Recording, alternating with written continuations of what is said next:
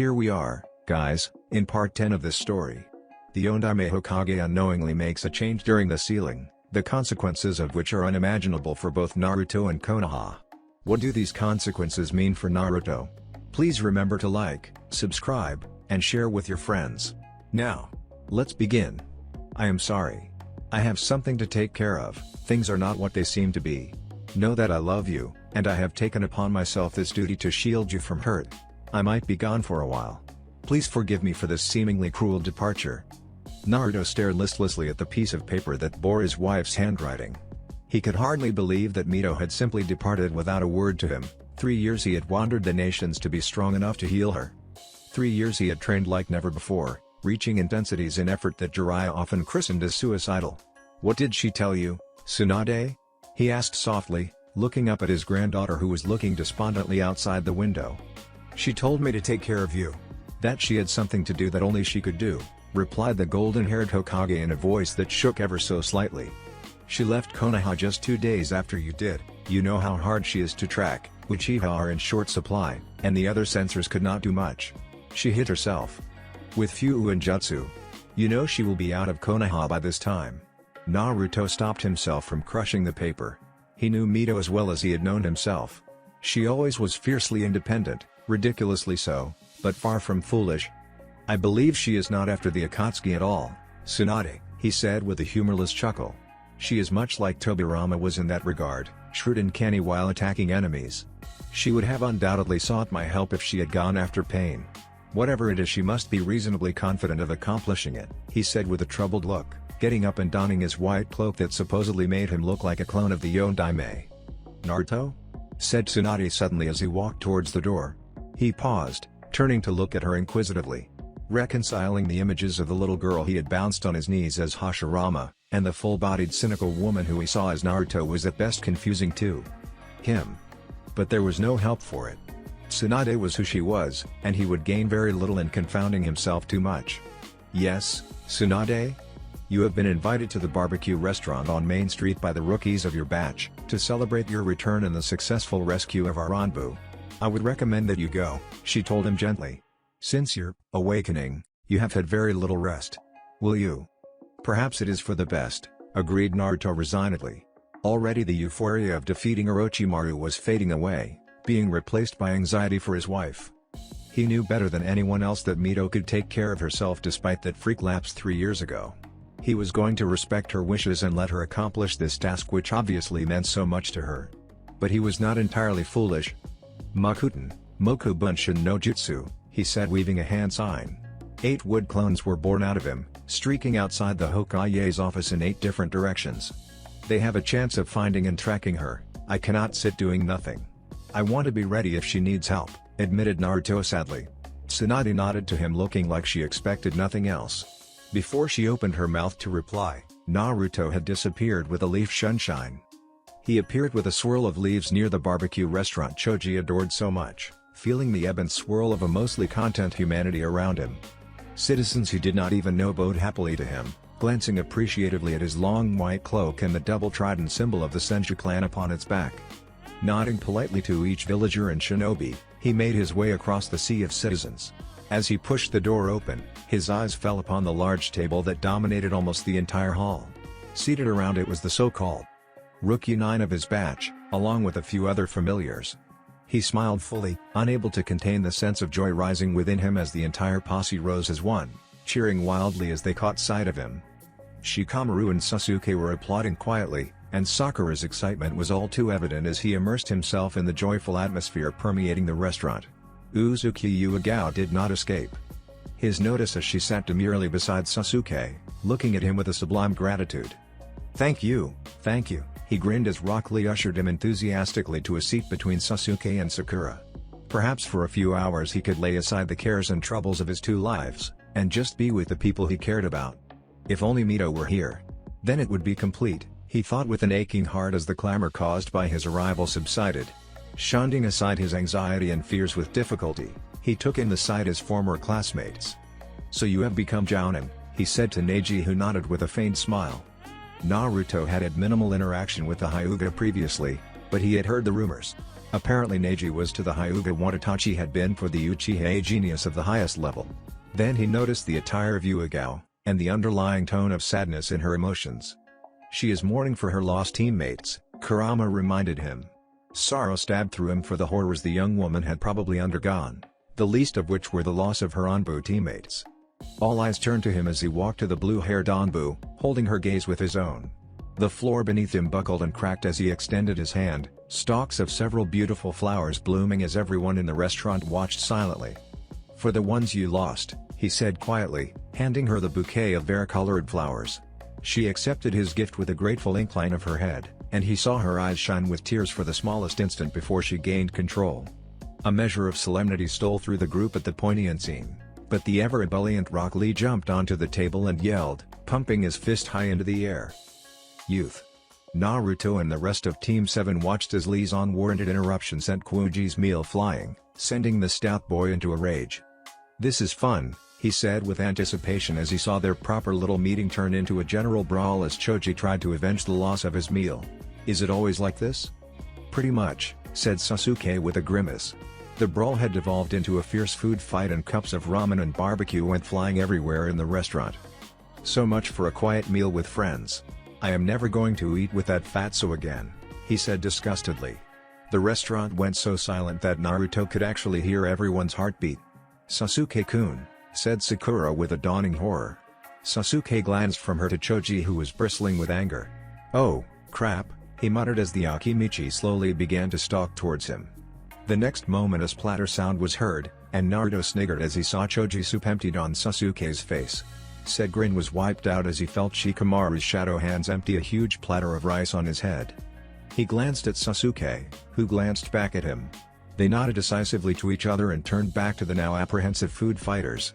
"It's on," said Naruto with glinting eyes and reached for the remaining items on the table in a blur.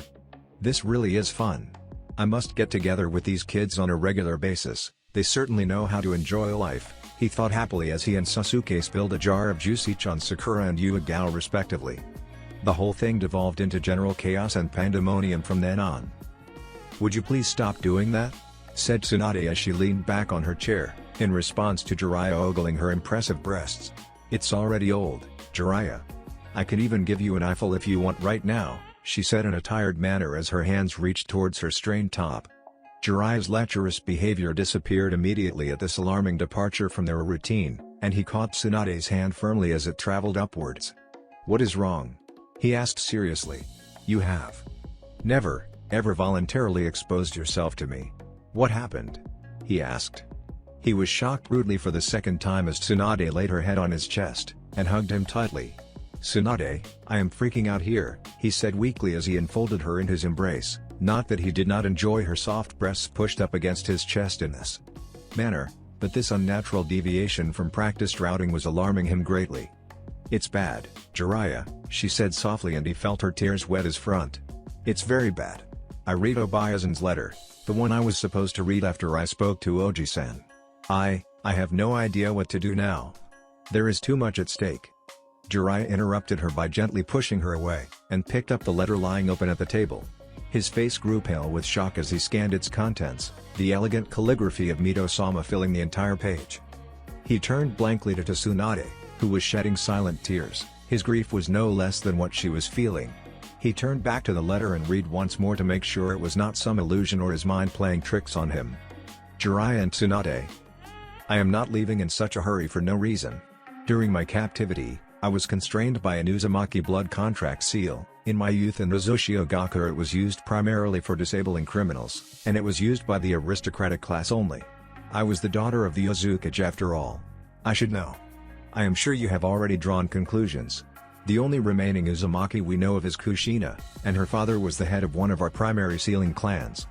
All the evidence points to her. How the imposter was able to get past the sealing guards I had improved around Konoha, his exact information on my vulnerable position, and finally the seal itself.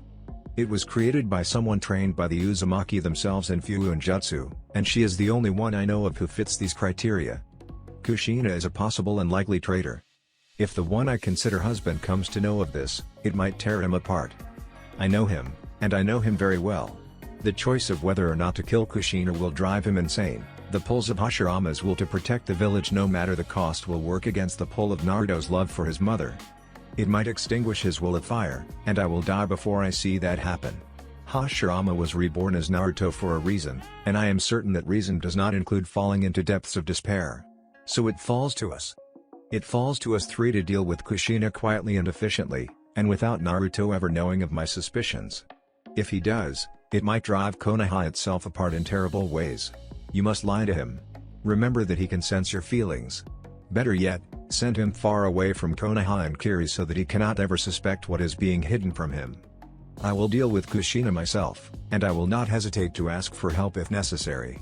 I know wood clones will be following me soon enough, don't worry, I can subvert them to my own use and manipulate what my husband hears from them. Consider me as a deep cover Anbu operative, on the level of Uchiha Itachi. I cannot reiterate strongly enough, my husband should never know of Kushina's betrayal until I can find out more and act. Keep yourselves and him safe. For me. Jiraiya's hands shook as he dropped the piece of paper, and sat himself down on Tsunade's chair. It was a mark of Tsunade's distress that she did not punch him to Kingdom Come, instead staring at him despondently. I cannot lie to him, Jiraiya. He can pick up fluctuations in my emotions like kunai from the air, she said, wiping away her tears angrily. It's impossible. Then we have to do what Mito-sama suggests, muttered Jiraiya. Then his face brightened somewhat. I know. He is Jounin, isn't he? Let us give him a Jinan team. They will be dying to have him as their sensei. Tsunade stared at him. Too obvious, she shook her head. He wants to be on the front lines and this will be like taking him down a notch from it. I think I have a better solution, she said in a preoccupied tone. Jiraiya waited patiently, she often did this to him, throw out the promise of a solution and hold out on him. Tsunade suddenly met his eyes, a faint smile lighting up her features. How happy do you think Yamato will be if I assign Naruto to his Anbu team? She asked with a smug voice. Jiraiya smirked for an instant, and then resumed turning over the problem of Kushina brutally in his mind as he replied moodily, I think we will start seeing a dramatic success rate in Anbu missions. Naruto lounged about leisurely in his apartment. They had had their first drinks of rather strong sake after the food fight, and Naruto found that his capability for holding strong drink was very low unlike his previous life. He and his former teammates had somehow blundered into his apartment and fallen asleep in haphazard positions. Sasuke and Sakura were out cold from the copious quantities of strong drink they had imbibed. It appeared he was the first one to wake. Before he made for the shower, a polite knock sounded at the door. Come in, he said warily. The door opened inwards, allowing a man in Anbu uniform to enter sheepishly. The man was wearing no mask, instead wearing a face guard and possessed strong features. Naruto smiled at the man, he could sense something all too familiar in the man's chakra. So, you're the Makuten user I sensed during the Chunin exams? How did you come to possess the wood release? He asked, waving aside the formalities the man was about to begin. I am Yamato, Anbu captain, said the man looking around the apartment with a faint distaste. I suppose you should know my story. Orochimaru cultivated me as a fetus in his lab experiments, and infused me with the first Hokage cells. I survived, said Yamato shortly. Naruto's eyes narrowed. Orochimaru, he was beginning to understand, was not evil in the traditional sense of the word. The man simply was unbound by any moral code or ethics, his only ideal being power. Why are you here, Yamato-san? He asked carefully. Yamato grimaced as Sasuke let loose a particularly large snore, and Sakura murmured unintelligibly in her sleep. We can go outside if you want. I am not particularly fond of alcohol-ridden air either, he admitted. Yamato nodded and they disappeared with a sunshine each, appearing in the midst of Training Ground 7. He took a deep breath of the clean air, the forest air that he loved so much, and immersed himself in the sensory perceptions. Earth and water nature, naturally. Strong in both natures, he commented as Yamato appeared behind him. This is an extremely unique situation, he said with a grin, turning to face his visitor. He had thought he was the only one who had ever possessed Makuten, his bloodline was unique. I have never been attacked with Makuten before, he stated and sensed a subtle shift in Yamato's manner.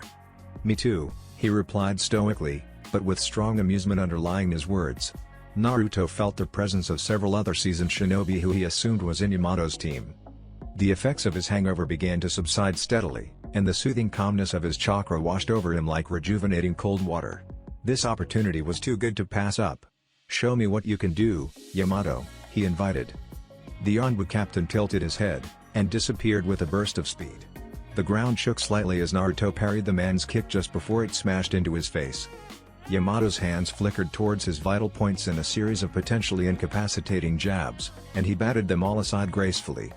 This is Onbu-style taijutsu, designed to kill and kill very fast. Strictly efficient but lethal, he thought as he flowed through the motions of his own nature fist.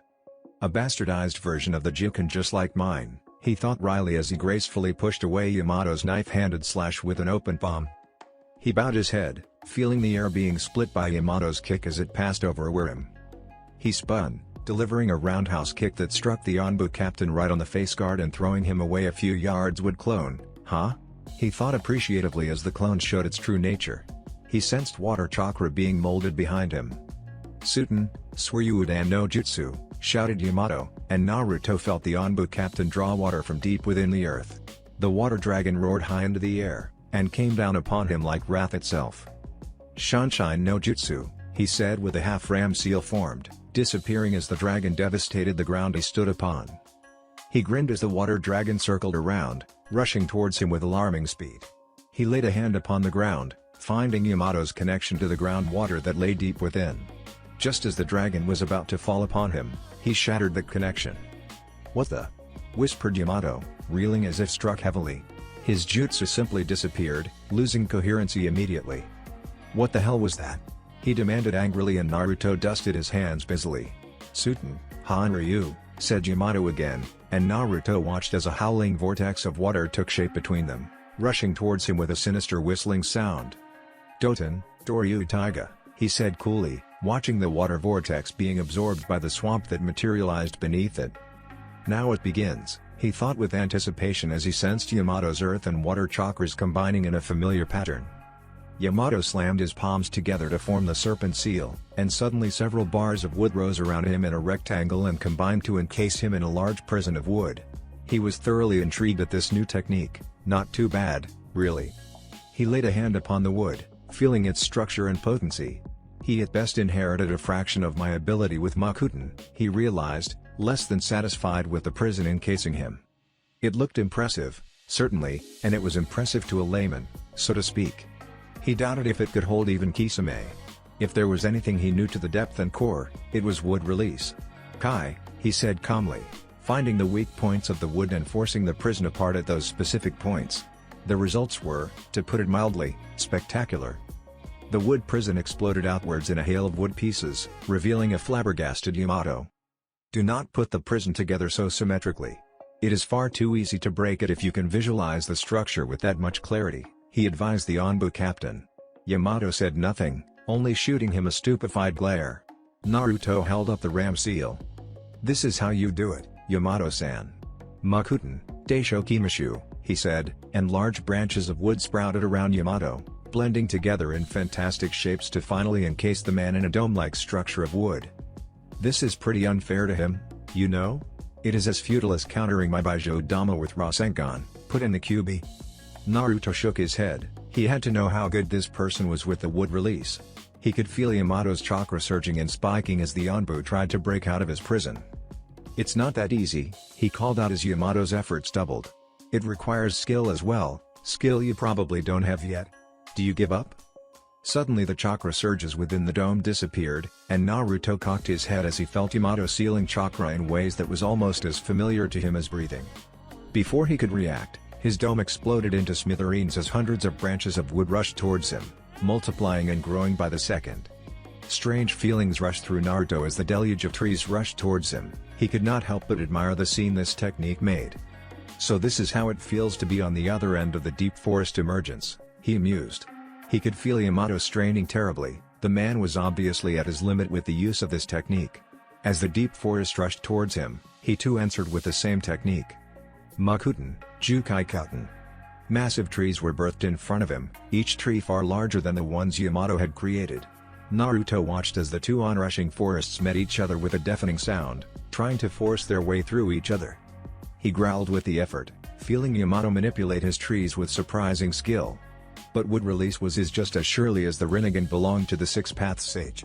He yelled out, and slammed his palms together. His force spilled out over Yamato's and over the entire training ground, crushing the much smaller trees and tearing through the Onbu captain's technique with an explosive report. "Tsukamaru," he said loudly, and the opposing forest was completely uprooted by his, and Yamato was finally caught firmly by the winding branches of his forest. To his surprise, he found himself breathing slightly heavier than before. A massive grin split his face as he dispelled his technique, causing a heavily gasping Yamato to drop down to the ground on one knee. He appeared before the man, and offered a hand to him. Yamato grasped it firmly and stood up with some effort. "Amazing," said Naruto, shaking his head appreciatively. "You are surprisingly skilled with wood release, Yamato-san, though you lack the force with which the first Hokage used it. But it is a dangerous tool you possess. Nevertheless, we need to fight more often," he said as he sent chakra into the man. Clapping sounds were heard around the clearing, and he saw a team of 3 approaching him, all masked and clad in Onbu uniform, of course.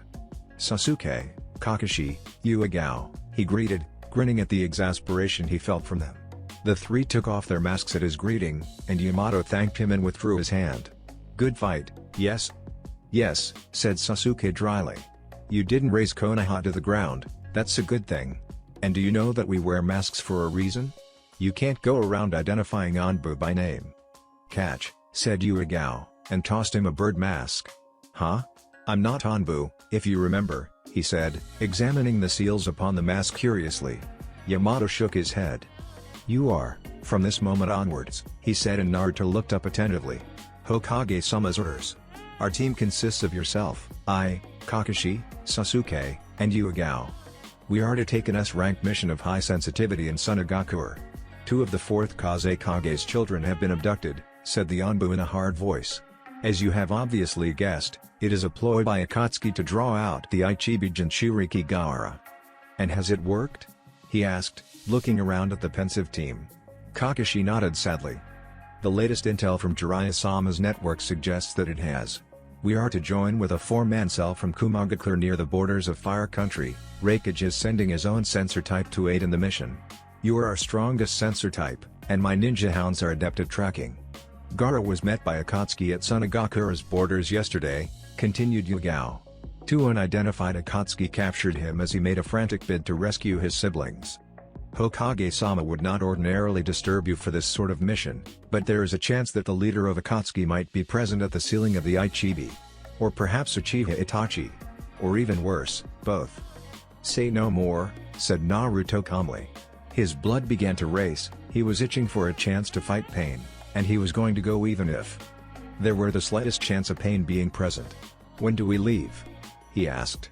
"Immediately," replied Sasuke. Naruto smiled grimly, this way he would be protecting Mito as well. Instead of waiting for the threat to go to her, he would go to the threat and wipe it out if he could. Something is off here. Something does not feel right here. What? An instinct. Can you actually handle a completely mobile Pain with the vitality of the Uzumaki and bearing the eyes of Rikodu? It might be close, far too close for comfort. You are not yet at the height of your old power, let alone what was added to it in this life. Defeat is a possibility for you as well if you face Pain as you both are now. So I don't want to get captured because of your arrogance, you idiot." "It is not arrogance to do one's duty," he returned stubbornly as he followed his now teammates as they streaked out towards the gates of the village. He knew Pain was going to be ridiculously strong, perhaps as bad as Madara himself had been. It was definitely good that he was going to have such excellent companions in this mission. His team combined with the Kumo team could definitely hold off Akatsuki, leaving him free to face Pain if he was present. Uchiha Itachi was contemplating what was becoming an increasingly familiar scene at the Akatsuki base. Tobi had developed an unwholesome taste of targeting the loved ones of the Jinchuriki. Bound tightly and gagged were the siblings of the Ichibi Jinchuriki, Tamari, and Kankuro. Capturing those children had been no chore for the Akatsuki, and Kakuzu had accomplished that task alone. Datara and Sasori are prepared and are on standby with the captive at the other base, said Pain from behind him. As expected, the Ichibi Jinchuriki made an attempt to cross over the Kumo border to attempt a rescue and was captured by them.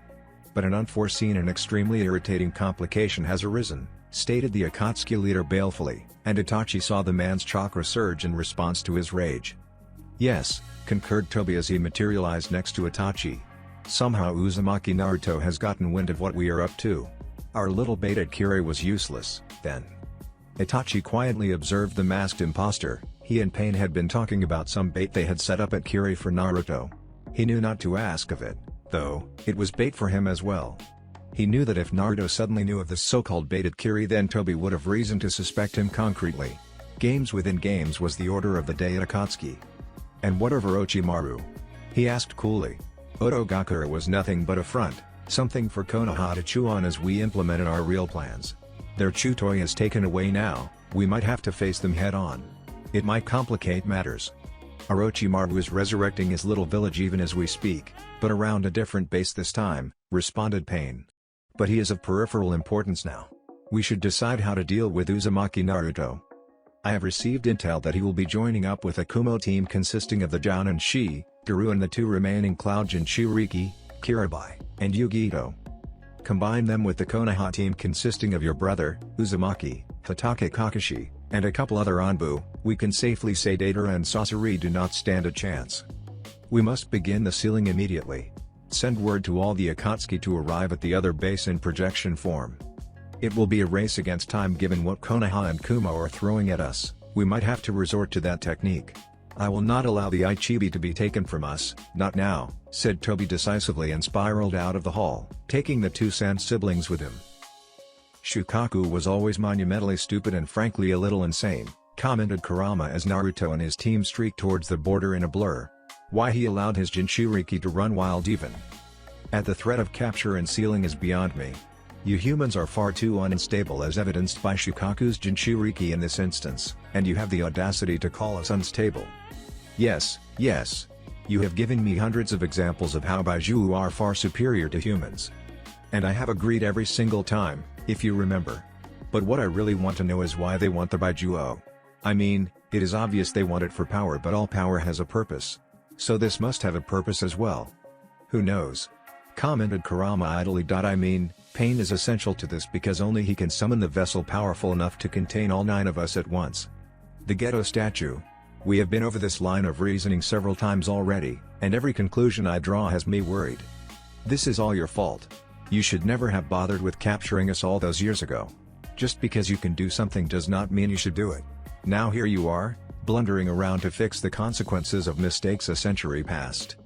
Just be thankful I am here, replied Naruto tiredly. Kumo team waiting for us straight ahead under cover of trees. 2 strong chakras, possibly Jinchuriki. 2 other highly seasoned chakras, likely experienced Jounin. We must take care, he alerted them grimly, receiving short nods in return. A few minutes later Naruto called a halt, and they alighted from the treetops towards the ground together. The speed with which they were traveling was quite considerable, and they had reached the borders within a matter of hours. Also, they had apparently reached the Kumo team who by the looks of it had been waiting for quite some time. They actually had a fire going, and a few tents pitched around a massive banyan tree. Naruto raised a hand in response to the rap-filled greeting of the Hachibi Jinchuriki, and Yugito's dignified one. Daru seemed to prefer silence to speech. Some people took laziness to a different level. Yamato, Kakashi, and Daru were speaking with a mutual wariness and respect. A little more interesting was how the golden-haired Jounin Shi eyed Sasuke. It was pure venom on both sides. Uchiha Sasuke. I still have to pay you back for the Jinjutsu you caught me in last year. Count yourself lucky that we are ordered to work together, or I would make you squeal, spat Shi angrily. This is obviously not new to anyone here, he thought, observing how everyone ignored the little staring match Sasuke and Shi had going. Sasuke looked at Shi as if he were something spawned on rotten meat, and turned away haughtily, provoking more insults from the Kumo Jounin. What is their problem? He asked Yuigao, who was shaking her head disappointedly at Sasuke. A rivalry during a joint Onbu exercise between Kumo and Konoha last year. Shi got his ass handed to him by Sasuke after he insulted the prowess of the Uchiha clan.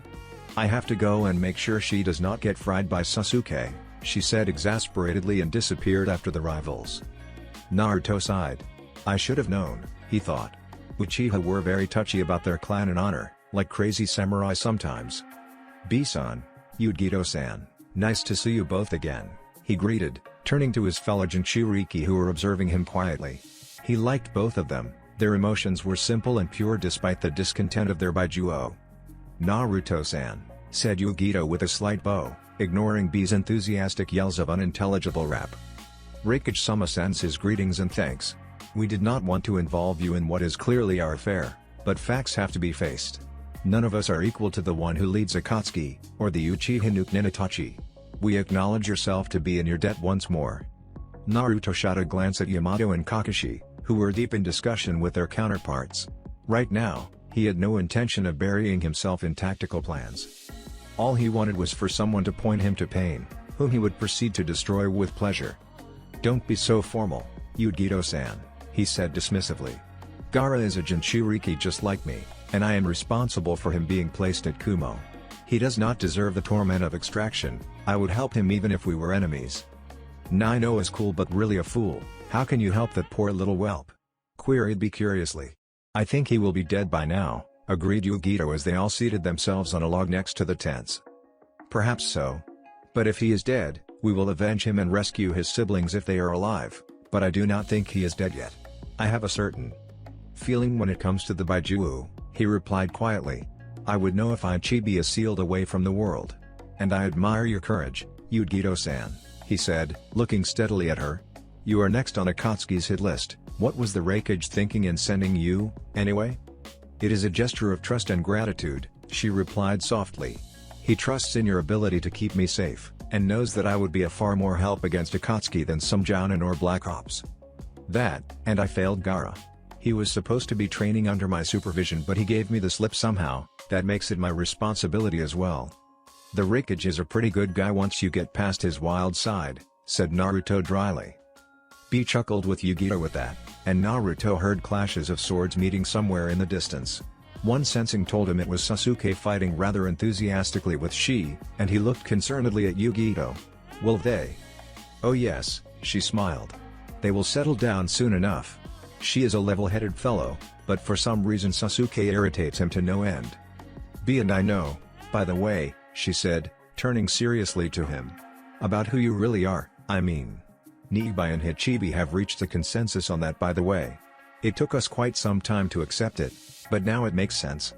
This was by far the most passive reaction Naruto had seen to the uncovering of his identity. He knew it was but a matter of time before Juki or Matatabi reached this conclusion. He had actually quite liked the Hellcat during his time with them. Niibai used to make the most random and esoteric observations at times. He had quite liked conversations with the cat. "Ah," he said, looking at B who had moved away from them as if bored by their conversation. "You seem quite calm about it." "I am now," she replied with a smirk. "You should have seen me 2 days ago. I was so silent that Raikage was worried about my mental health." "Niibai asks if you have finished learning how to mold yin chakra," she said, looking curiously at him. "Tell that stupid Hellcat to mind its own business," he grumbled back, causing her to giggle. "I am weak at genjutsu, true, but that is only because of how much chakra I have. Its idiotic illusions won't work on me anyway," he shot at her. She raised an eyebrow. "Niibai said without Makuten you are just an arrogant sod," she informed him. "Oh really?" he replied with narrowed eyes. "Tell that useless tail-swishing little creep that Makuten is part of my soul, just like her chakra is part of hers. I will face you without Makuten the day you face me without chakra, cat," he playfully said, staring into Yugito's eyes. She seemed transfixed for a moment before she replied. Niibai said. "All right, that's enough," sighed Kakashi as he and his 3 peers appeared around them. Yamato, Shi and Guru stood around them in a semicircle along with Kakashi. "Argue on your own time. Orientation time is over, we need to decide how to proceed. The first order of business is to follow Gaara's trail. Shi and Yugito have a lock on his chakra traces, correct?" he asked, looking at the Niibai Jinchuriki who shot Naruto a bemused glance and then nodded to Kakashi. "He is somewhere around this vicinity currently," replied Yugito firmly. "B has gone on to scout further. He might not be a sensor, but he can track just as well as anyone."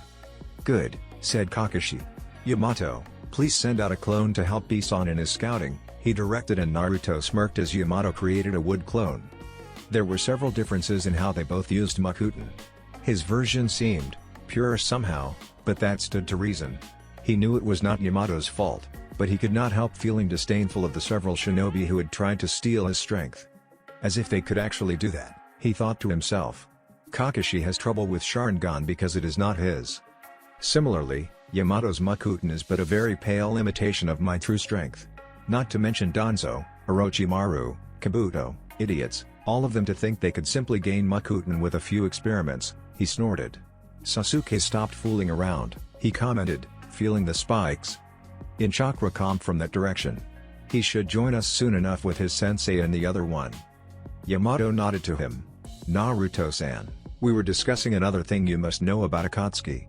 Our team and Daru's team have faced this before, said the Anbu. Well, Daru more than us I believe. Kumo has thwarted more than a few attempts by Akatsuki to capture the Niibai and Ichibi. Daru-san? He asked politely of the white-haired Jounin. Daru looked gravely at Naruto, and began to explain. The Akatsuki have a certain kinjutsu they like to use a lot, he elaborated quietly. They possess another body and transform it into a replica of themselves that can be controlled from a safe distance. The only reason we were able to stop those things were because they could use only about a third of their powers in the possessed bodies. We have already faced Hoshigaki Kisame when he attacked Bisan, and Uchiha Itachi when he tried to take both Gaara and Yugito during a training exercise. Raikage-sama himself had to intervene, and to his chagrin it was not Itachi he had seemingly killed but some Suna Chunin. Naruto remained silent, contemplating the new information. If this is true, then this is what they will possibly do to stall us, he said to the nods of his companions. I too have fought this kind of technique, though at a much higher level. Pain imbues each corpse with the path of his eyes, I have no doubt he will do it again to distract me. If pain appears along with one or more of those Akatsuki, it will be my fight, he said firmly. Even if all the 9 appear? Asked Yugito mildly. Even so, I think I can hold off all 9 if they come at me with 30% of their powers, he said casually. I really need to speak to Pain and make a few points to him. It seems extremely likely this is how Akatsuki will oppose us. Good information, Daru-san. It saved us an ugly ambush, thank you, he said gratefully to the Kumo Jounin who waved away the thanks lazily. My pleasure, he replied. Oh, and can you please heal Shi before we leave, Naruto-san? Naruto turned his head to see a bleeding Shi and Sasuke being herded along by an angry Uegao, and felt Kirobai heading back towards their position. So much for the god of shinobi. Reduced to a simple Jounin rank for all his accomplishments and towering strength. Why don't you simply bring up that humongous statue of yours and reduce Iwagakure into a pile of rubble? You certainly had no problem using it to pick me like I was a clueless puppy during that fight with Madara, Kurama shot at him. Shinsa-senju? Asked Naruto nostalgically as he moved towards Shi even as the others prepared to leave their rendezvous point. I already tried it when Jiraiya and I attempted to infiltrate Iwa. And I fainted with chakra exhaustion. I think I will be able to summon it soon enough, though, as you said, I am still not at the height of my old life's power. I am just waiting for after, though, he said with relish as he prepared medical chakra and held it over Shi's wounds. After? Yes. As you know, this life's potential was added to my old life's, I can feel it. I will one day surpass the full power I once wielded as Hashirama. Mind-boggling, isn't it? But I can tell this power was given to me for a purpose, he said musingly as the Kumo Jounin's wounds closed and Bi arrived. He nodded to Yugito who beckoned him to follow. Not very modest, are you? You used to blush like a little girl if someone complimented you back when you were Hashirama, the Kyuubi said wryly. Well, I am not really him anymore, Kyuubi. I am more than him. Of course. You are more irritating than he ever was. Scoff all you want, said Naruto as he finished patching Shi up and nodded slightly in response to the Jounin's thanks. They both disappeared with a blur, streaking through the forest behind their now joined teams with rapid body flickers. How I wish Mito had not left so suddenly, he thought with a slight melancholy. I would have loved to speak with her after these years. I can see what you mean by change. You certainly have gained the ability to talk yourself into a depression. Naruto scowled indignantly, but an involuntary chuckle escaped him at the Kyuubi's quip. You are right, he said as he raced past Sasuke. Mito has definitely earned the right to do this, and I know she must believe this errand of hers to be of the utmost importance, he thought. But no matter how he said it to himself, he could not help but feel he had caused Mito hurt somehow. He infused his limbs with chakra and blurred past Daru and Kakashi, traveling just behind Bi who was leading the team. He had a Jinchuriki to rescue. I know you sent your wood clones to keep an eye on me. Do not worry, I have them with me right now. It is comforting to have your presence with me, even if it is only a clone. I know I must seem more than a little ungrateful by leaving without a single word after you revived me, after you struggled that much during the last 3 years. But you must also believe one other thing, I would never put my life above yours. Especially in this world where the only one who truly knows me is you. Your clone told me that you were intent on simply keeping track of me, of seeing that I did not come to harm. Your maturity is showing, husband. I cannot imagine the immense effort it would have taken to trust in me after the pain you endured the previous 3 years. I swear to you therefore that I will contact you immediately if I require any help, for with you there is no question of personal pride or ego. Your rebirth is not making things any easier for you, it seems. Please, I ask you to endure our separation a little longer. I will return to you as soon as I can, for I am dealing with a matter that is of great significance to us both. You have always been kind and understanding to a fault, and I have been the fortunate recipient of that love. I cannot apologize deeply enough for my seeming desertion. I beg your forgiveness. Please wait for me a little longer. Love. Your wife. I will always wait for you, he murmured quietly as they sped through the forests of the Konoha border, hot on the trail of the Ichibi Jinchuriki Gaara. He carefully folded up Mito's letter, tucking it in the pockets of his long white cloak. With Mito's assurances, he could sleep that much easier at night. His wife never ever went back on her promises. Bee and Kakashi had taken the lead, with Shi choosing to be the censors who tracked Gaara. Sasuke, Yamato, Daru, and Yuga were bounding ahead behind them as they brought up the core. Naruto had chosen to take the rear with Yugito, as they were sensory types almost peerless. You seem to be suddenly happier, observed Yugito from behind him. He turned to her and nodded with a smile. Yes. I received news from someone I care deeply about. It has put my mind to rest, he confessed, feeling lighter and happier than for a long time. Yugito acknowledged that seriously, and Naruto could sense her curiosity flare within her consciousness. She was a beautiful young shinobi, young but mature in an attractive way. Coming down from your high hill of morality to join the rest of your Cretan race, are you Hashirama? I know you would take the girl in an instant, but for all those principles you burden yourself with, the Kyuubi stated. Naruto coughed slightly to cover his incredulity at that particular quip. You have any idea how odd it is for you to be giving me marital advice? He asked the fox. But then again, you would know nothing of the sanctity of marriage, you depraved fox. You keep telling me how Baiju are superior to humans, don't you? Well, you aren't. Oh, look at you. So properly outraged by being adulterous in a marriage that does not even exist anymore! The Kyuubi mocked. As I understand it, death breaks such bonds. You have already died once, and have been born as an amalgamation of lives. Have you even given thought to other females of your species? Never. Uzumaki Mito will be my wife even if you bring forth Kami's daughter in front of me and ask me to wed her. Now be quiet, you have little clue of what goes on in my mind. You have no idea what goes on in yours in the first place, he replied waspishly. How dare that meddlesome fox suggest such blasphemy to him? He sneaked another glance at Yugito, and found himself admiring her smooth golden braid, her pale and flawless skin, her. Is there something on my face? Asked the Niibai Jinchuriki curiously. Naruto hurriedly shook his head, focusing ahead only. He clenched his hands as the Kyuubi laughed in his mind. No doubt the fox thought all this was enormously amusing. Don't do that again. I am trying very hard to remain true to myself, and you are not helping. So dense at times. I knew Naruto very well, and I knew Hashirama too. But which one are you? You think you will discover that by aping your old life? What? Began Naruto, annoyed, clenching his fists even tighter as the Kyuubi's point validated itself like a splash of cold water. His face fell as he considered. Senju Hashirama and Uzumaki Mito was a couple famous not only for their towering skills as shinobi, but also for the sublime and pure love they shared for each other. 80 years ago he would never have thought of another woman except in a generic manner. Mito was all he had ever wanted. What did it say about him now that he was noticing several other women?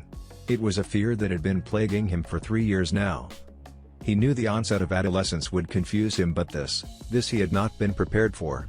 Troublesome thoughts, he decided, and drove them away with some effort. He had to focus. Did you actually destroy half of Iwa's standing army? Yugito asked to possibly fill up the silence. Naruto shrugged. He knew he had been lucky more than anything else then. Surprise was a major factor. Makuten they did not expect at all, and were woefully unprepared for it. I think a lot of them would have escaped if they were prepared for it, he admitted. He was not at all in control of his chakra then, simply throwing around chakra and jutsu without his trademark finesse. Now he was confident he could finish an army of that size irrespective of their preparedness. Yugito however coughed disbelievingly. Really? I don't think the wood release is something anyone can prepare for, she stated. Naruto shook his head in disagreement.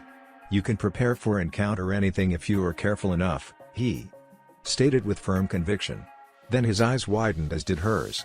He knew she sensed them too. The motion of their team abruptly ceased, and they communicated via rapid hand signaling. Within moments they were arrayed side by side as they stared at the same spot ahead of them. They seemed strangely diminished. They are not fully here. Must be that technique of possession they apparently use a lot, the QB remarked dryly. I can sense 4 chakras, though they are quite diminished in power. Pain is still very strong. He must have used the path split technique, he said softly, and they all tensed perceptibly. Itachi is here as well. Also coming are Hoshigaki Kisame, Uchiha Itachi, Pain himself. And wait a second here, he said, I sense that zombie Kakuzu as well. Pain must have meddled again, he concluded. Pain and his Jujutsu were becoming far too dangerous. I sense them too, said Yugito and she simultaneously, nodding to each other. Naruto's eyes widened as he felt Pain's chakra mounting from somewhere to their right, and he knew exactly what was coming. The others tensed considerably, drawing forth their respective kunai and katana in a series of steely whispers. Defend yourselves, all of you, he whispered softly to them. I can feel Devapath's chakra building somewhere around here, and I need to get a lock on him, he said, closing his eyes and searching out the traces of Akatsuki chakra. Doton, Doriyuki, Yugao and Kakashi said together, and they were surrounded on all sides by a thick wall of earth. Makuten, Mokawuaki, Yamato continued, forming the serpent seal. The wall was reinforced by thick bars of wood that sprouted around and inside it, lending it an extremely impressive structural durability. Naruto smiled slightly, even as he pinpointed the locations of every Akatsuki. They have us surrounded. It is time, he told them quietly as he unsheathed his own blade. Very good, nodded Kakashi with satisfaction. We can carry out the plan with few problems then. Everyone, all at once, he said sharply to all except B, Naruto, and Yugito. The 5 shinobi formed the tiger seal as one, waiting for Kakashi's signal. They suddenly heard Pain's deep voice speak and acted in smooth concert as they shouted out their technique. Doton, Shinju Zanshu no Jutsu. Even as they disappeared into the earth, Naruto felt Pain use his gravity-reinforced earth wall was blown into smithereens, the almighty push just stopping short of striking them.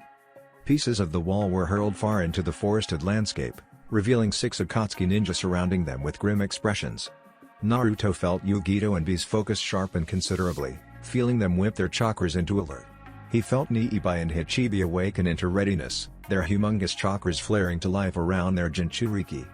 Kisame, Kakuzu, Itachi, and Pain, he said softly, sampling their diminished chakras simultaneously. This means Orochimaru and the other Akatsuki will be guarding the place of sealing. Kakashi and the others will have their hands full, he deduced with a frown.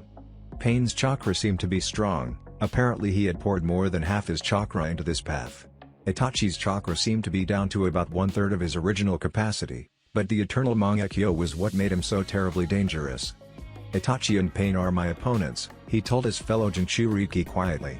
They both nodded, they knew exactly what Itachi and Pain were capable of, had seen it with their own eyes at the raid of Kumagakure 3 years ago. Pain spoke to them, the arrogance in his voice apparent to all. Uzumaki Naruto, you will not foil our purpose, not today. Now, he barked to his subordinates. Naruto's eyes widened with recognition at how their opponents were stationed. The moment he saw the 4 Akatsuki at 4 corners around them, he knew what Pain was about. Oh no! They are using a barrier technique, probably approaching Hokage level, muttered Naruto with dismay even as he saw them hold up the ram seal in perfect sync. Shishi engine, they roared, and the next instant a double-layered barrier technique towered high above them while safely ensconcing the 4 Akatsuki between its 2 layers. Naruto cursed violently as he recognized the same barrier. Orochimaru's Lakis had used during the Chunin exams, no wonder these Akatsuki were able to perform it. Pain and Itachi would find such techniques trivial to learn with their advanced Jujutsu, and Kisame's chakra was strong enough to simply force the technique to work. And who knew what tricks Kakuzu had picked up over the decades? You are trapped for now. You will not cause any trouble until the extraction is complete, stated Pain sternly from his corner of the towering barrier. Itachi's face betrayed nothing as usual, but Naruto felt a sliver of satisfaction as he saw Kakuzu flinch slightly as their eyes met. Next time don't leave a body to be revived, advised Kurama lazily as he assessed the barrier closely. He himself was quite capable of erecting barriers of this strength or even more, given the presence of 4 other Hokage-level shinobi. The problem lay in the fact that he had not spared much attention to the intricacies of sealing techniques. Not like Mito, who knew how to shatter almost any imprisoning seal. The only way he knew to break barrier techniques was just that, to break them. "Don't bother," he said with a sigh to Bee, who he sensed was in the process of transforming to the Eight Tails. "This barrier is a booby trap as well. Even if we destroy it with Baijo Dama, we will be incinerated in a resulting flash of terrible heat. We must find another way to exit this technique." "I've heard of this. Anything that comes in contact with its walls will be set aflame," commented Yugito after looking carefully at the bright red double walls of chakra holding them captive. Naruto disappeared with a sunshine, only to appear where Pain stood between the two walls, and stared right into his enemy's metallic purple Rinnegan. The more he stared into those legendary eyes, the more outraged he became at the current order of the world. What right did a loathsome shinobi like Pain have to wield the sage's Jujutsu? What right did he have to claim the power that had originally brought peace to this world? "Makuten, Jukai Kuten," he snapped out of sheer frustration, forming the serpent seal with a slap of his palms. Yugito screamed as a deep forest burst out of the ground with terrible force, its branches twining and twisting in wondrous ways, always seeking to destroy the barrier that held it. Within instants, the enormous space within the cuboidal barrier was filled with massive trees and flowering roots. Naruto cursed as he saw the barrier was unbroken by his technique. He flicked his hands and two enormous Rasengan manifested in his palms. "It is useless. Uzumaki sealing techniques are notorious for their durability. Even you cannot escape this," said Pain with contempt as Naruto slammed both Rasengan into the flaming red barrier. The air turned white for an instant and a fierce wind tore up the inside of the barrier. "You could let me out again," Kurama commented idly. Yugito and Bee were firing their own techniques at the barrier, but to no avail. As the barrier flashed white with energy, Naruto sneaked a glance at Itachi, from whom he felt the slightest fluctuation in emotion. The Uchiha looked as stoic as ever, his emotions discernible only slightly even to Naruto's senses. The lowering of the prodigy's eyebrow was ever so subtle, forming a wink that Naruto was not quite certain he saw clearly. "Sneaky Uchiha, weakening the barrier like that to help you out. The boy is skilled!" Kama chortled Kurama as Naruto sensed a variation in Itachi's corner of the barrier. "Not bad, Itachi," thought Naruto appreciatively as he slammed a hand into the trunk of the veritable forest residing within the barrier. "Makuten, Kakujai Karin," he said loudly, and the flowers bloomed all at once to release a yellow miasma of pollen everywhere within the barrier. Before the Akatsuki could even notice the discrepancy created by Itachi, the poisonous pollen forced its way out through the flawed corner and engulfed the four Akatsuki, holding them captive. "That should do it," Naruto said with fierce satisfaction as he saw his four opponents fall down to the ground in a heap, taking the barrier with them. A pulse of chakra sent the golden pollen drifting away from them, causing them to merge into the surrounding forest and wind. Yugito was already extending her senses to identify the direction in which Kakashi's team had escaped, and Bee followed her as she shot forwards unhesitatingly in that direction. "That was well done.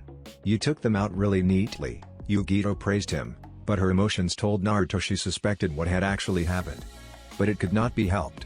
Naruto inwardly thanked Itachi for his help with that barrier. Why on earth couldn't Madara have been more like Itachi? That would have solved every issue they were facing right now. "Thank you. I believe we are nearing the place now," he said grimly, as they covered several miles within minutes. They found themselves facing a large cave-like structure with an enormous stone blocking the entrance. As they stopped in front of the obstructing boulder, Naruto spied Kakashi and the others appearing alongside, obviously somewhat out of breath. "What happened? Why isn't Gaara rescued yet?" he asked with frustration. He thought they would have finished with the mission by now. He could only sense two moderately strong Akatsuki within the cave, and the humongous life force of what he thought was Geto Mazo. The extraction process was already complete, and he felt Gaara slip away every second they wasted here. "Who have you been fighting?" he asked them, noticing the agitation in their chakras. "More Akatsuki-possessed bodies, and shape-shifting white things that can mimic our abilities attacked us after we removed the four-season seal upon the entry stone. I had to burn them off with Amaterasu," said Sasuke, rubbing his eyes. Naruto glanced at the forest surrounding the stone, and the heavenly flames were indeed raging fiercely at several places. Kakashi too was rubbing his left eye, obviously even the copy ninja had been forced to use his Mangekyo. Pain had gone to great lengths to interrupt them, and now they had failed in their quest. "Shukaku is sealed away, I can no longer feel his chakra. The Jinchuriki is gone too. That stupid barrier delayed us, and these inept fools you call teammates don't exactly cover themselves with glory." Naruto did not respond, nor did he show the fury he was feeling within him. He was not used to failing missions as Hashirama Sanju, and he would not start now. The two Akatsuki within were not moving at all, and he could sense the sheer desperation of their emotions. They were afraid of him. Good. It was time to make an example of the two villains within. "Why is no one removing the rock in our way?" he demanded mildly, but his furious gaze jerked the grief-struck shinobi into action. The next instant, the poor stone was hit by 3 different lightning techniques and 2 major fire techniques, blowing it inward with a humongous explosion. Not waiting for the dust to clear, Naruto strode into the cave briskly with his team flanking him on both sides. Yugito hissed in anger, and the cave seemed to fill with the sadness, horror and grief of the Konohakumo team. Sitting casually upon the husk of Gaara was the Akatsuki member Datara. Behind him stood the hunched form of Sasori. Why, look at this, Sasori-sama. Namikaze Naruto is here. Can you believe this fellow is the one who's been pulling the leader's pigtails? Why, my art can finish him within a blink, yeah, he said. Enthusiastically, eyeing Naruto with disdain. Naruto said nothing, his entire attention focused upon the dead teenager upon whom the scum was sitting. He had lost many people especially in his previous life, and enough in this one. But something about Gaara's death was heartbreaking to him. Perhaps it was the forlorn emotions that had persisted in the Ichibi Jinchuriki since the first time Naruto sensed him, or perhaps it was the fact that he felt that Gaara was his responsibility. The extraction was probably very painful. He died in terrible agony, I fear, said Kurama in a solemn voice. "Bisan, Yugito, take him back to Sunagakuer. Only a Jinchuriki can understand another Jinchuriki's sorrowful life and death, and Gaara deserves to be buried by those who trained him," he said sadly, and looked at Datara who seemed outraged at being ignored so completely, and held out his palm. "Fuuten, Rasen Shuriken," he said quietly. The cave was lit with bright light as wind chakra coalesced smoothly into a shuriken shape, with a sky-blue sphere of energy shining in the center. Datara screamed with fear as Naruto hurled the jutsu right at his face, and dived out of the way with all the speed he could muster. But he was not fast enough to dodge completely, and his screams elevated to sickening levels as his left arm was severed from his body. The blazing chakra shuriken flashed through the space of the cave in a second and cut through the stone wall like a hot knife through butter. The cave shook violently as the force of its explosion outside reached them, and they had to shield their eyes momentarily from its light. "Take him, and go. I have a few things to do here," said Naruto grimly to Bi and Yugito, who unhesitatingly accepted Gaara's body from him. As they left the cave without a backward glance, Naruto turned to Kakashi and Yamato who were grimly facing off against an almost curious-looking Sasori. "Please take care of these two fools while I take care of something quite important. Pain has to be taught a lesson right here," he said, and began walking towards the Gedo statue, which to his senses was blazing with supreme life force and the chakra of the Ichibi that was just fed into it. Thousands of poisoned kunai filled the air as he moved towards his target. Apparently Sasori was trying to intercept him. The sounds of steel striking steel split the cave as Kakashi, Yamato, Sasuke and Uegawa appeared smoothly before him, parrying away the volley of kunai expertly even as the cloud shinobi chased a fleeing Datara out of the cave. "What the hell are you doing, Naruto?" shouted Sasuke as he leapt into the air and slashed his katana to send a kunai right back at Sasori. Walls of wood sprung up to the ceiling as Naruto walked casually towards the Gedo statue, shielding him from the lethal kunai Sasori had hurled. Standing in front of the massive statue, he felt for a moment the awe at the sheer life force it exuded. Behind him, he heard the four Anbu engage Sasori in earnest. He had no doubt they were strong enough to overwhelm one Akatsuki. "Oh no! You can't possibly be thinking of doing that. Getting engaged in a tug-of-war of chakra with something like that statue is not very wise, Hashirama. Unless you want to go back to Mito in a body bag, and want me to join dear old Shukaku, don't try it. No one else can do it. Thus it falls to me. And there is a good chance pain will come running if I start playing with the Gedo Mazo," said Naruto intently. "Fine, do as you wish. Even your Yang chakra isn't equal to the Gedo statues, at least not yet. Perhaps you can come close, but even you will die in a contest of life force. So, I've decided to help you out if you need it," said the Kyuubi self-importantly. Naruto grinned slightly at the fox's offer even as he scented his assent. He may well need the help if he was to go head-on with the strength of the Kyuubi shell. No time like the present. "On alert, Kyuubi," he said, and formed the ram seal. The battle with Sasori raged fiercely behind him, and he could feel what felt vaguely like manipulation of metal behind him. The cave was falling around everywhere due to the ferocity of the battle, but he did not care. His walls of wood held this section of the ghetto statue stable, and shut him off completely from the ongoing battle. "Makuten, Mokuryu no Jutsu," he said loudly. The earth shook and rumbled as his enormous wood dragon burst forth, coiling and spiraling forwards towards the ghetto statue. "You have no idea how much I truly hate that thing," grumbled Kurama as the wood dragon coiled itself around the ghetto Mazo's shoulders tightly, twining itself so that its horned snout was directly opposite the statue's still open mouth. "Brace yourself, Kurama. It's going to get a little tricky." "Now," warned Naruto as the wood dragon roared, the terrible sound threatening to causing gravel to fall from the high ceiling of the cave. And then, it clamped its jaws violently upon the open mouth of the ghetto statue. "Seriously?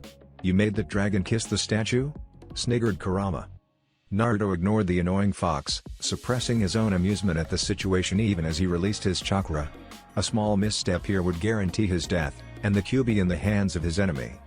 Bright white light burst through the open mouth of the dragon, and into the innards of the ghetto statue, and Naruto probed deep within the demonic statue to find Ichibi's chakra.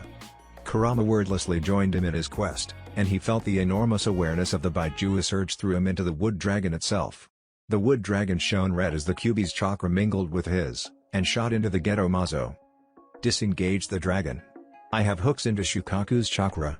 We have to pull him out now," shouted Kurama, and Naruto immediately slammed his palms together. The wood dragon reared back with a mighty heave, and he saw shining brown-colored chakra connecting the mouths of both his statue and the dragon. The Ichibi's chakra was too tightly bound within the statue, and he yelled as he exerted his full might. The wood dragon writhed in response, and arched back even further to pull out more of the recently assimilated one-tail chakra from within the statue. It flowed out like a continuous stream of sinuous brown light, pulled out like a leech from the statue's mouth. The one open eye of the statue began closing as the Ichibi almost came into the open. "You actually did it," observed Kyuubi dryly as he began panting with exertion. Wrestling in a contest of chakra with the statue was no mean feat, and even he felt the exhaustion as he pulled out the last of the Ichibi's chakra into the open. The wooden walls he had erected to separate himself from the Sasori battle rattled hard, and he could faintly sense several high-level techniques being used behind it. Apparently, Sasori was giving everyone a hard time. "There. It's almost out," he panted as the last threads of the chakra exited the statue's mouth. "That was a lot harder than I thought. Your help made it easier, Kyuubi. Thank Shinra-tensei."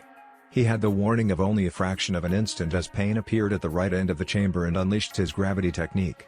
The power was so vast, so overwhelming that the entire cave exploded as the world rippled outward with pain as the epicenter. Naruto felt several shards of wood pierce his body as he was taken by the surprise attack, and flew through the air for several seconds amidst a storm of bodies, stones and sand.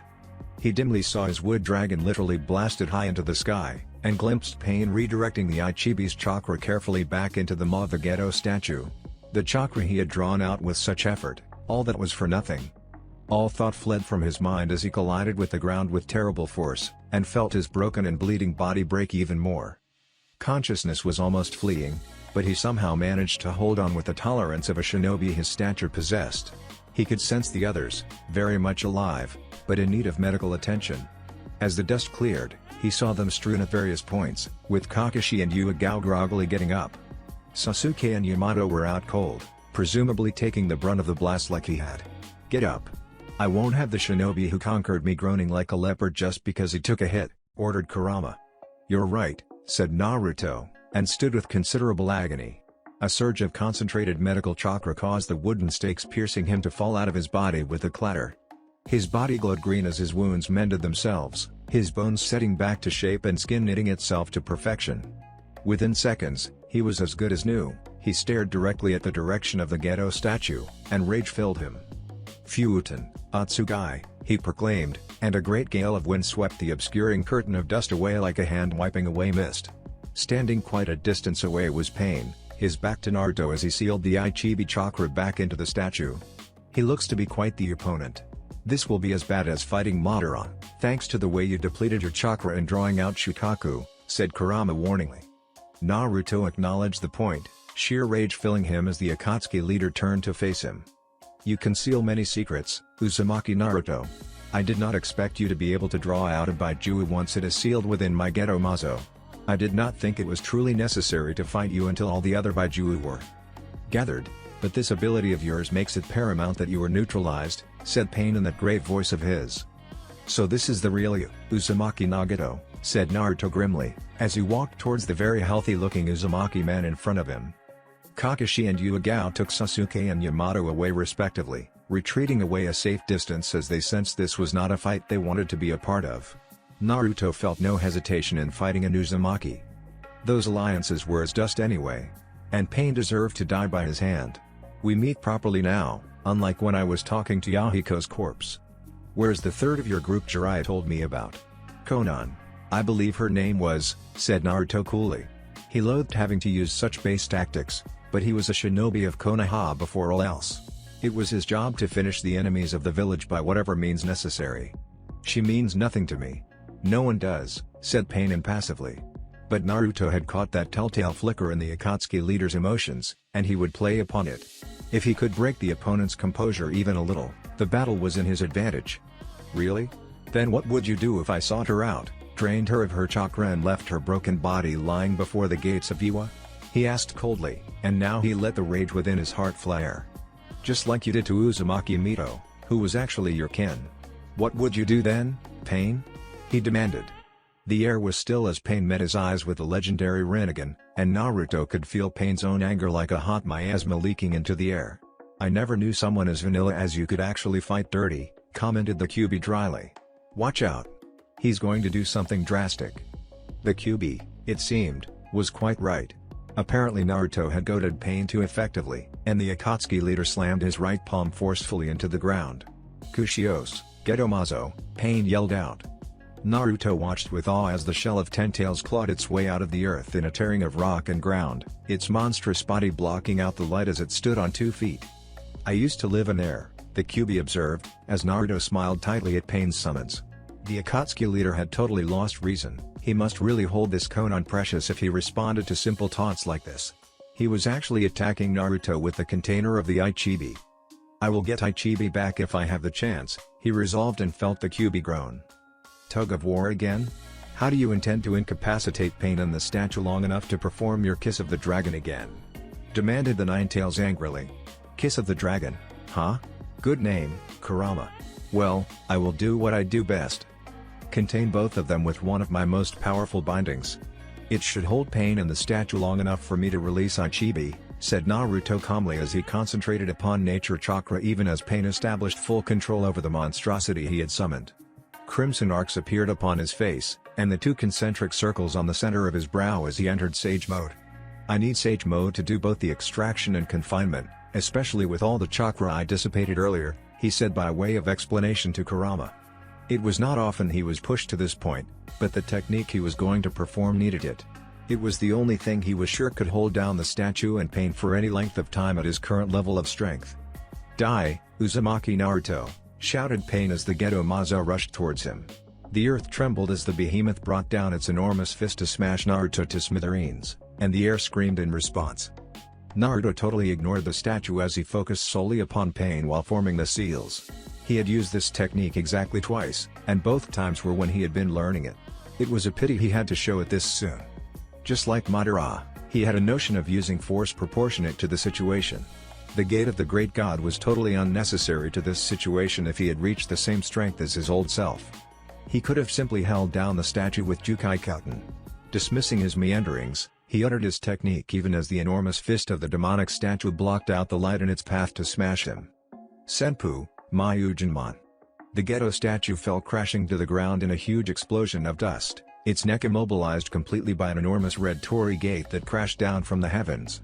Without pause, the demonic statue's arms, legs, and trunk were also captured completely by successively enormous torii gates that fell out of the sky in great number. It could not even twitch, no matter the chakra and irate Pain exerted to make it free itself. As the dust cleared, the Ghetto statue appeared to be splayed out on the land full length, its limbs or body unable to move thanks to the enormous maze of torii gates piled upon it in a dizzying symmetrical formation. Naruto huffed slightly in exhaustion, and turned to Pain, who seemed to be hurling enormous gravity techniques at his Myujinmon in an effort to free the statue. "It's not that easy to beat this technique," he called out to Pain. Even as the Akatsuki leader's attention turned to him, Naruto smoothly formed the ram seal and called down one last enormous Torii gate. The earth shook as the massive red Torii dropped out of the sky, and fell upon Pain with mind-numbing force. Good. That should hold you for a while, and keep you from making any more interruptions, he told the fully immobilized red-haired Rinnegan user, who was groaning at the force of the gate's fall on him. Nicely done, complimented the QB, making him grin. I don't bring these techniques out too often, but when I do they usually get the job done, he said lightly to the Nine Tails as he appeared in front of the ghetto statue's mouth.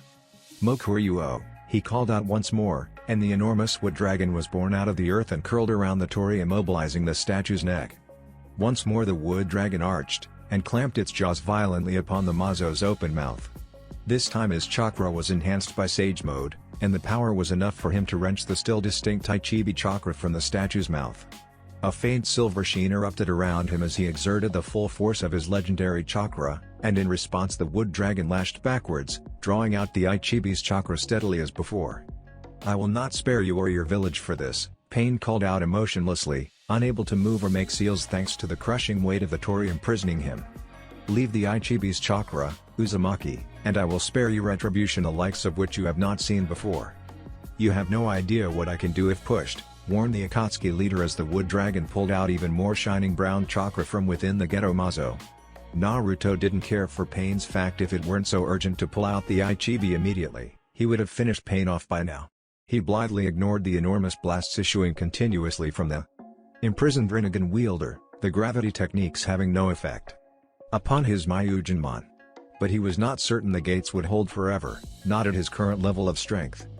But it did not matter, for the dragon responded to his chakra and with a final ear-shattering roar pulled out the Ichibi completely from the helpless ghetto Mazo.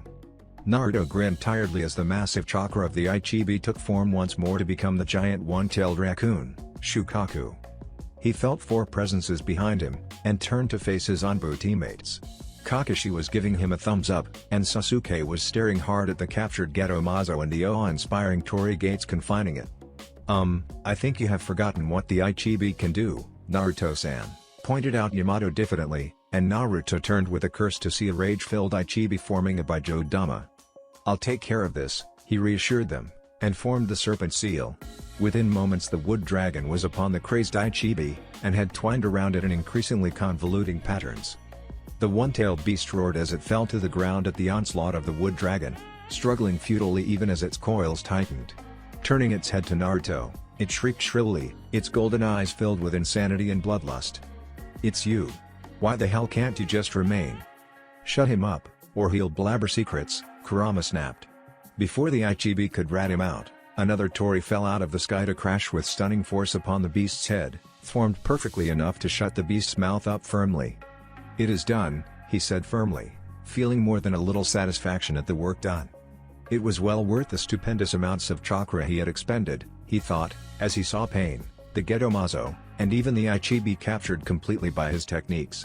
If you'll wait for a few minutes, I'll gather enough chakra to subdue Shukaku completely, he said to his teammates. No, you won't. They whipped around to face the new arrival.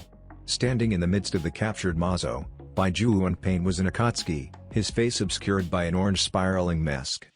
One eye hole was cut out in it, and Naruto immediately recognized the Sharingan. It's him. I'll tear him apart, roared the QB, and Naruto didn't even hesitate. Yet another Torii fell from the sky as Naruto utilized Sage Mode again, but as it crashed onto the intruder it seemed to simply pass through him. Space-time ninjutsu. This is obviously the imposter, snarled Naruto even as QB's roars of rage threatened to break his focus. Neat work you have done here, Naruto. I myself couldn't have imagined Konoha